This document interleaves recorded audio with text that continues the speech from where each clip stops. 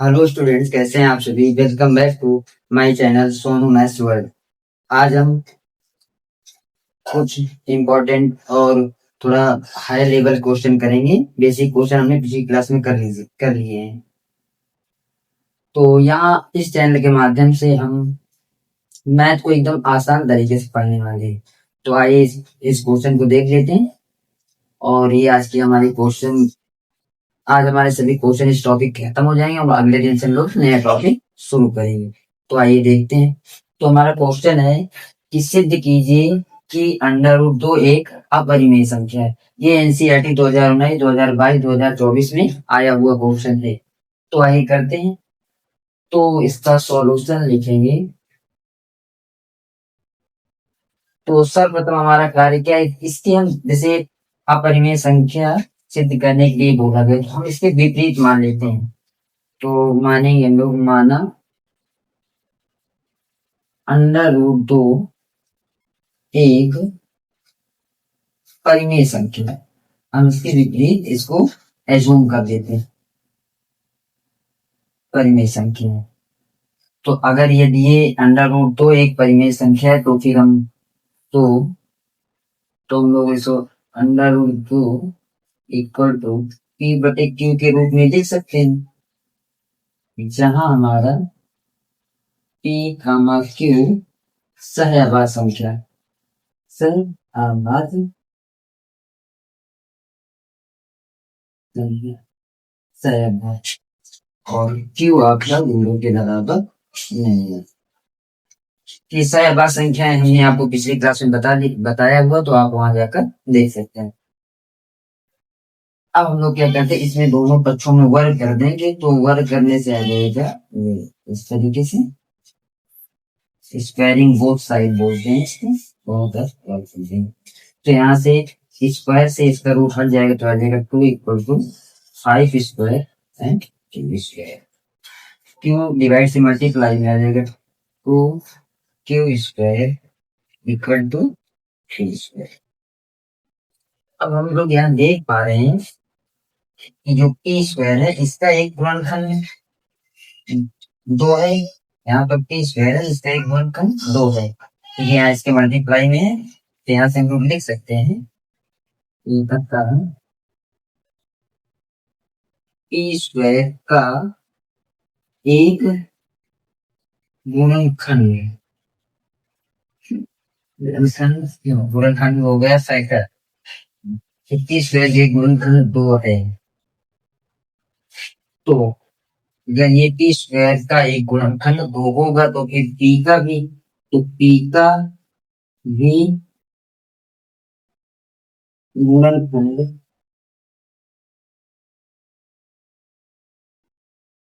2 होगा।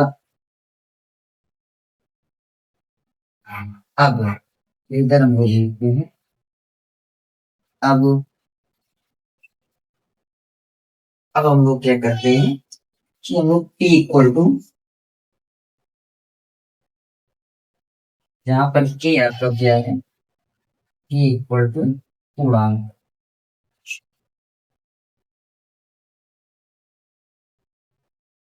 k equal to. अब अगर p इक्वल टू 2k है तो p की जगह है 2k का मान रख देंगे। तो यहाँ से आ जाएगा 2 क्यू स्क्वायर इक्वल टू, और p स्क्वायर है, यहाँ p की वैल्यू कितनी 2k है, तो लोग यहाँ रखिए। अब यहाँ से लोग देख सकते हैं 2 क्यू स्क्वायर इक्वल टू आ जाएगा 2 का 1 करेंगे 4 k स्क्वायर। अब 2 से 2 कैंसिल आउट हो जाएगा, तो q square equal to 2 k square. तो यहां से हमको ये मिल रहा है क्यू स्क्वायर का गुणनखंड 2 है, तो क्यू का भी गुणनखंड 2 होगा। ये हम लोग क्यों लिख पा रहे हैं, हम लोग ये गणित की आधारभूत प्रमेय के माध्यम से इसको लिख रहे हैं। प्रमेय नंबर 2 हमने आपको जो पिछली क्लासों में बताया था, उसी के माध्यम से हम लोग इसको लिख पा रहे हैं कि क्यू स्क्वायर का अगर गुणनखंड 2 है तो क्यू का भी गुणनखंड 2 होगा।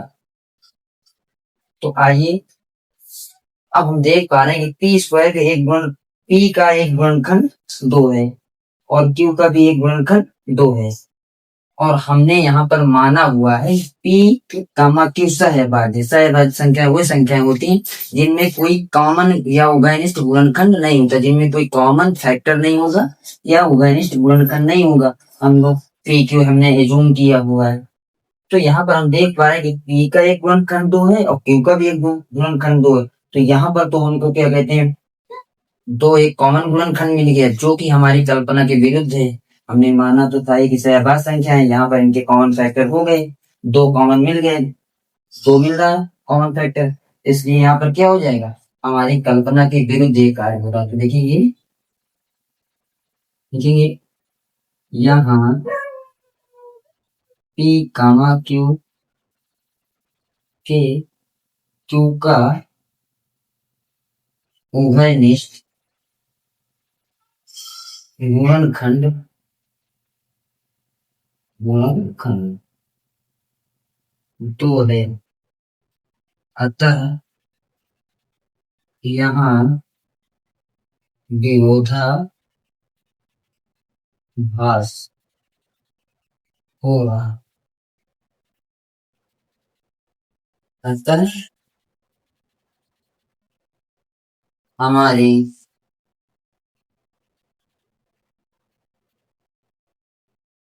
कल्पना गलत है, इसलिए अंडर रूट 2 एक अपरिमेय संख्या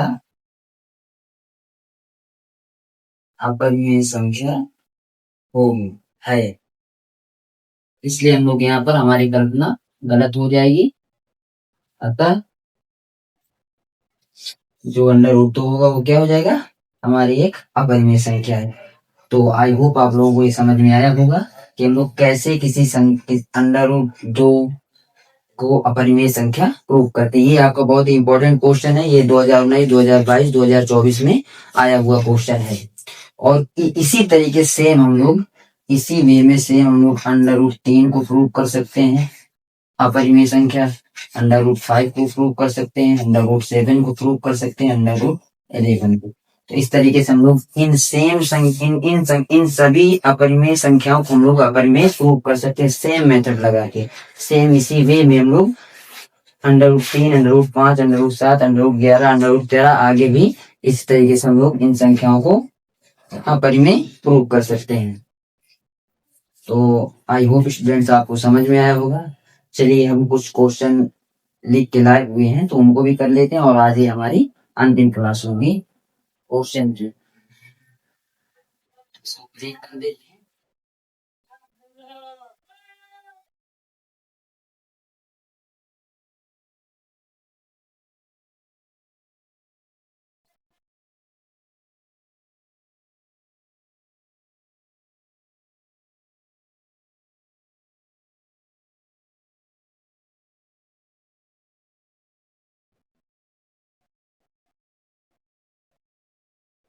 अब देखते हैं हम अगला क्वेश्चन, ये यहाँ पर थी। तो आइए फ्रेंड्स अब हम लोग देते हैं, सिद्ध कीजिए कि 3 अंडर रूट 2 एक अपरिमेय संख्या है। तो कैसे हम लोग इसको प्रूव करेंगे, तो हम लोग लिखते हैं सॉल्यूशन इसका।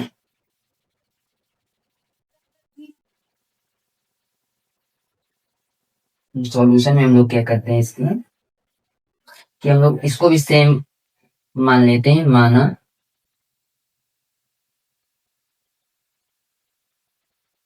3 रूट 2 एक परिमेय संख्या है। तो अब ये परिमेय संख्या है तो इसे हम इस तरीके से लिख सकते हैं पी बटे क्यू के रूप में। और यहाँ पर आपके पी कामा क्यू सह आभाज्य संख्या है, सह आभाज्य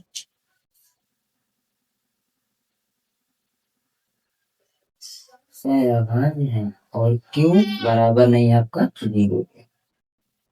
अब क्या करते हैं, देखिए ये √2 और ये मल्टीप्लाई से डिवाइड में आ जाएगा, p आ जाएगा 2 टाइम्स ऑफ q। अब हम लोग देख पा रहे हैं कि ये जो है आपकी √2 अभी हमने पीछे प्रूव किया, ये अपरिमेय संख्या और p बटे q और ये पूरी क्या है, परिमेय संख्या। तो लिखेंगे ये √2 क्या है, अपरिमेय। अपरिमेय बराबर नहीं हो सकती परिमेय संख्या की। परिमेय बराबर नहीं हो सकती परिमेय संख्या। तो यहाँ पर हमारी कल्पना क्या हो रही, लिखेंगे अतः 3√2 एक अपरिमेय संख्या है। एकदम इजी से था आपका क्वेश्चन। चलिए अगला क्वेश्चन हम लोग देख लेते हैं। अगला क्वेश्चन अगले टाइप का क्वेश्चन है, पर इसको क्लीन कर लेते हैं।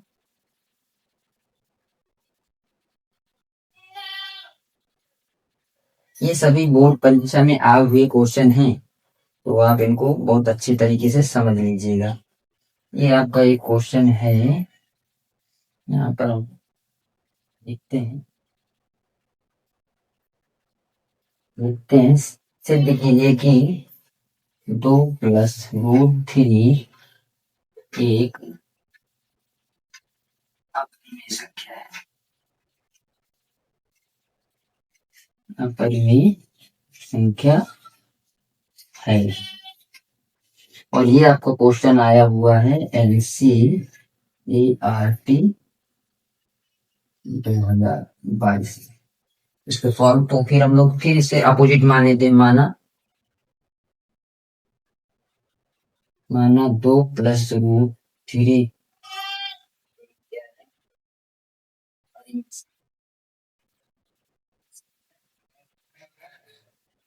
है। अगर हम इसको परिमेय संख्या मानते हैं, इसको लिख सकते हैं 2 + √3 = 3/q। इतना कर सकते हैं। अब देखते हैं इसको उधर भेज देंगे तो राइट साइड में क्या आ जाएगा, p/q - 2। अब हम देख पा रहे हैं ये हमारी एक क्या है, अपरिमेय संख्या और ये पूरी संख्या क्या है, परिमेय है। तो लिखेंगे अपरिमेय संख्या बराबर नहीं सकती परिमेय के। लिखेंगे अतः हमारी कल्पना जो हमने माना हुआ है, कल्पना गलत है। अतः हमारी कल्पना गलत है, इसलिए क्या हो जाएगा, इसलिए आपकी 2 + √3 एक अपरिमेय संख्या है।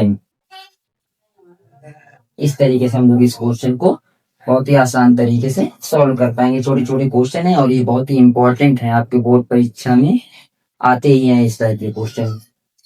चलिए स्टूडेंट्स, आज की क्लास का एक और इम्पोर्टेंट क्वेश्चन करते हैं। तो इधर हमारे पास जगह तो इधर कर लेते हैं इसको। इसमें बोला गया है, क्वेश्चन नोट कर लेते हैं। बोला गया व्याख्या कीजिए, व्याख्या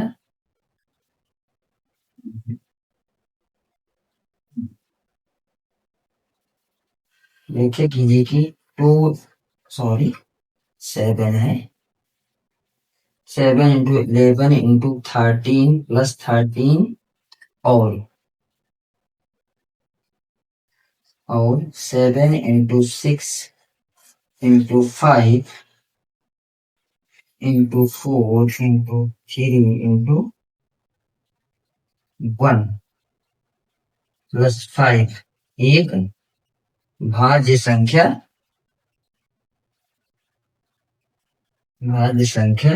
है।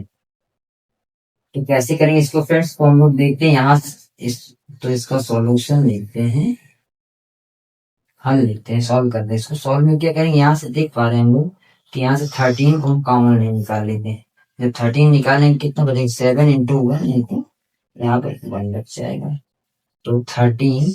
अब आ जाएगा 7, 11 का 7 मल्टीप्लाई करोगे 77 प्लस 1, तो ये आ जाएगा 13 और मल्टीप्लाई 78।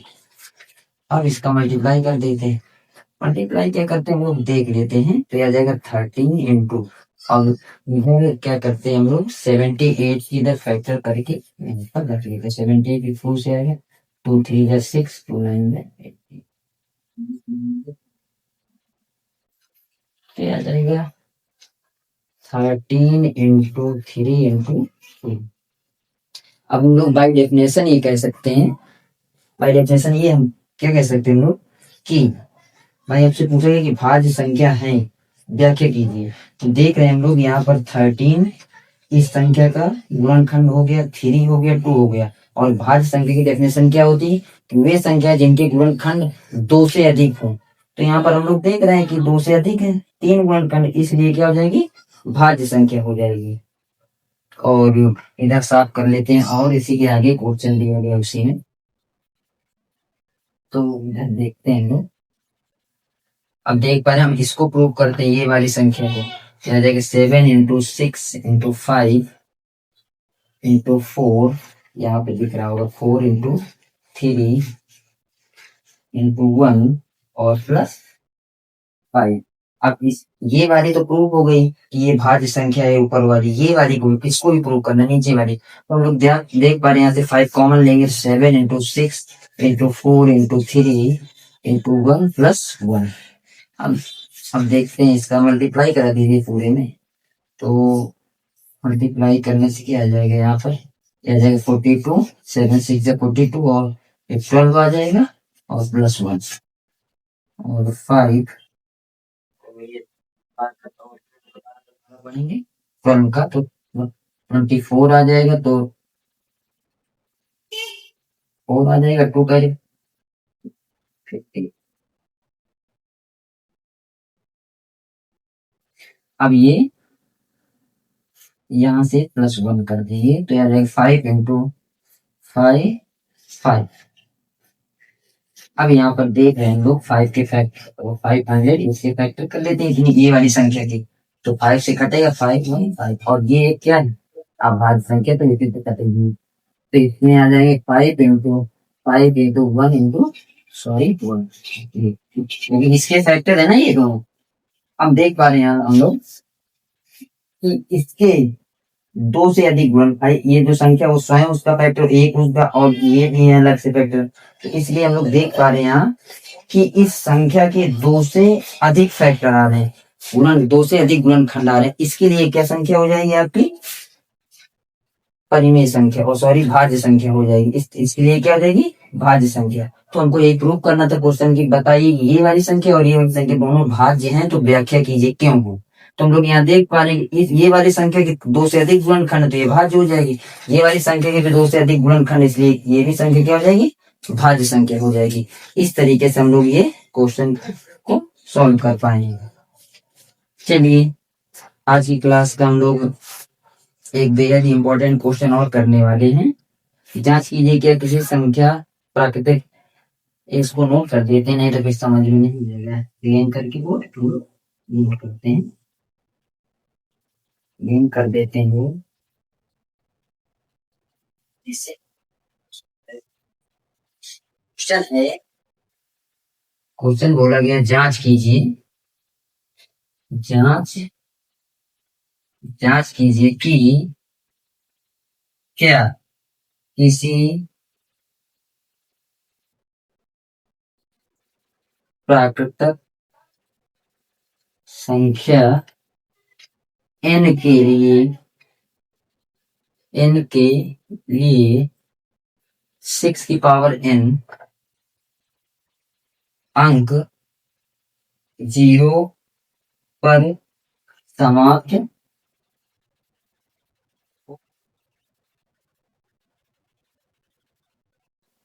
चलिए इस क्वेश्चन करते हैं हम लोग। तुम लोग यहाँ देख पा रहे हैं, इसका सॉल्यूशन लिखेंगे। हमसे क्वेश्चन बोला गया कि जांच कीजिए क्या किसी प्राकृत संख्या n को के लिए 6 की पावर n अंक 0 पर समाप्त होगा। तो हम लोग यहाँ पर चेक करते हैं। देखो जीरो में किसी संख्या को समाप्त होने के लिए उसके फैक्टर में 5 का आना बहुत ही आवश्यक है। अगर 5 जहाँ देख लीजिए आप, जैसे मान लीजिए 5 ये 0 आया, इसका देख रहे हैं, अगर इसका फैक्टर करेंगे तो आ जाएगा 2 इंटू 5 तो 5 सब में आएगा। जैसे 10 है, 10 में आ जाएगा 2 इंटू 5।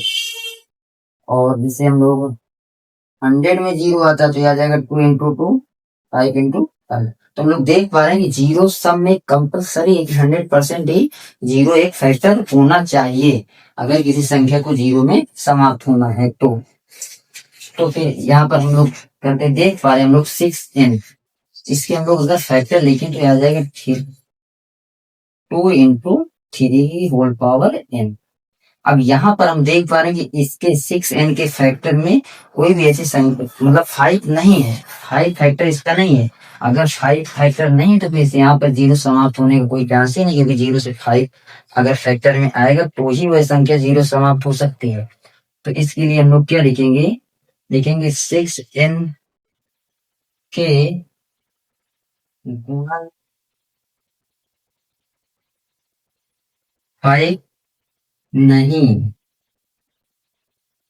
आ रहा है और किसी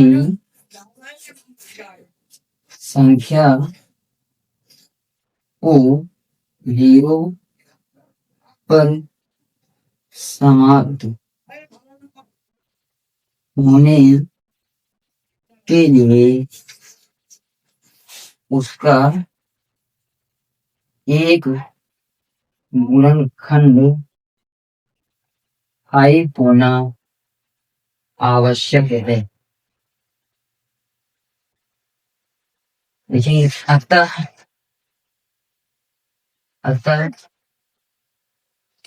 6n शून्य पर समाप्त नहीं होगा। ये बहुत ही इजी से क्वेश्चन था। हमारी हमारी पिछली क्लास में कॉन्सेप्ट क्लियर होंगे तो आप लोग इजीली इस तरीके के क्वेश्चन आप सॉल्व कर पाएंगे। तो आज वो स्टूडेंट्स आपको समझ में आया होगा। आज की क्लास का अंतिम और इम्पोर्टेंट क्वेश्चन कर लेते हैं, उसके बाद हम लोग क्लास को यहीं पर समाप्त करते हैं। चलिए देखते हैं अगला सवाल, अंतिम सवाल है। और अगले दिन हम लोग नए, आज की क्लास का हम लोग अंतिम सवाल करेंगे और अगली क्लास में हम लोग स्टूडेंट्स एक नए चैप्टर की शुरुआत करेंगे, बहुपद। तो देख लेते हैं अंतिम क्लास का हमारा क्वेश्चन अंतिम वाला कौन सा है। तो देखते हैं, दिया गया है यदि 65 और 117 का एचसीएफ